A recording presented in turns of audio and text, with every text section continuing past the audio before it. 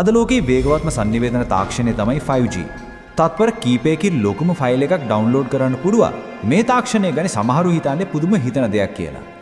ඒත් තවත් විශාල පිරිසක් හිතන්නේ මේ 5G තාක්ෂණය අපේ සෞඛ්‍යයක අතිශයින්ම භයානකයි කියලා.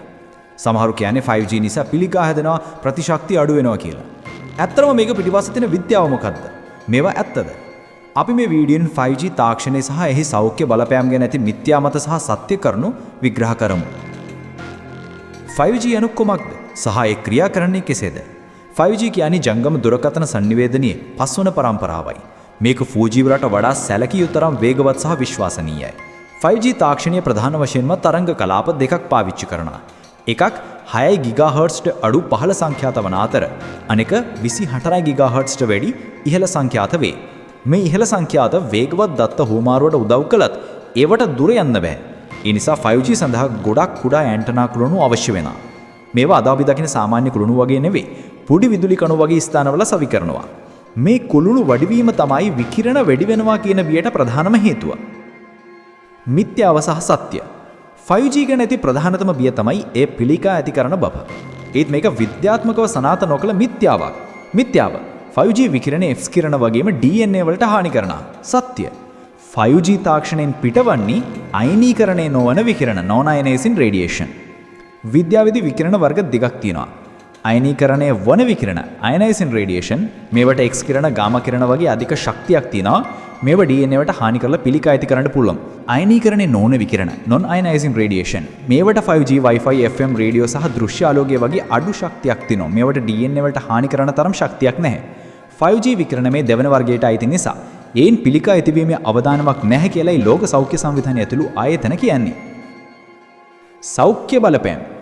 අයනීකරණය නොවන විකිරණ වලින් මිනිස් සිරුරට ඇතිවිය හැකි එකම බලපෑම තමයි තාප බලපෑම. thermal effect. ඒ කියන්නේ මේ විකිරණ අධික ප්‍රමාණයකින් නිකුත් වුණොත් අපේ සම හෝ ශරීර පටක සුළුෙන් රත් වෙන්න පුළුවන්.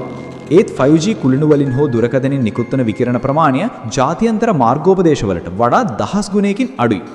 ඔබේ ශරීරයේ දුරකථනයක ළඟින් තියෙනකොට එන විකිරණ මට්ටම අඩුයි. ඇත්තටම 5G කුළුණු වැඩි ප්‍රමාණයක් තිබුණත් ඒ හැම කුරුණක්ම තනිතනින්ම නිකුත් කරන විකිරණ බලය අඩු නිසා සමස්තයක් ලෙස අපිට ලැබෙන විකිරණ මට්ටම පාලනය වෙනවා. මිත්‍යා මත සහ ව්‍යාප්ත වුණු අසත්‍ය කතා. අසත්‍ය තොරතුරු පැතිරෙන නිසා 5G ගැන තිබිය තවත් වැඩි වුණා. COVID-19 සමග ඇති සම්බන්ධතාවය. COVID-19 වසංගතය පැතිරෙන්න 5G හේතුවක් වුණා කියන කතාව සම්පූර්ණයෙන්ම අසත්‍යයි. වෛරස පැතිරෙන්නේ ජෛව විද්‍යාත්මකව මිස රේඩියෝ තරංග වලින් නෙවෙයි. වඳුරුන් මිය යාම 5G කුළුණු නිසා සතුන් මිය යනවා කියන කතාවටත් විද්‍යාත්මක පදනමක් නැහැ. ප්‍රතිශක්තියකරණ පද්ධතිය දුර්වල වීම 5G විකිරණ නිසා අපේ ප්‍රතිශක්තිකරණ පද්ධතිය දුර්වල වෙන බවට කිසිම විද්‍යාත්මක සාක්ෂියක් නැහැ. බයවිද්ද ලෝක සෞඛ්‍ය සංවිධානය ඇතුළු ලෝකයේ ප්‍රධාන සෞඛ්‍ය ආයතන තහවුරු කරන්නේ දැනට තිබෙන විද්‍යාත්මක සාක්ෂි අනුව 5G තාක්ෂණය මිනිස් සෞඛ්‍යක අහිතකර බලපෑමක් ඇති කරනවා බවට සනාථ වෙච්ච නැහැකිලයි.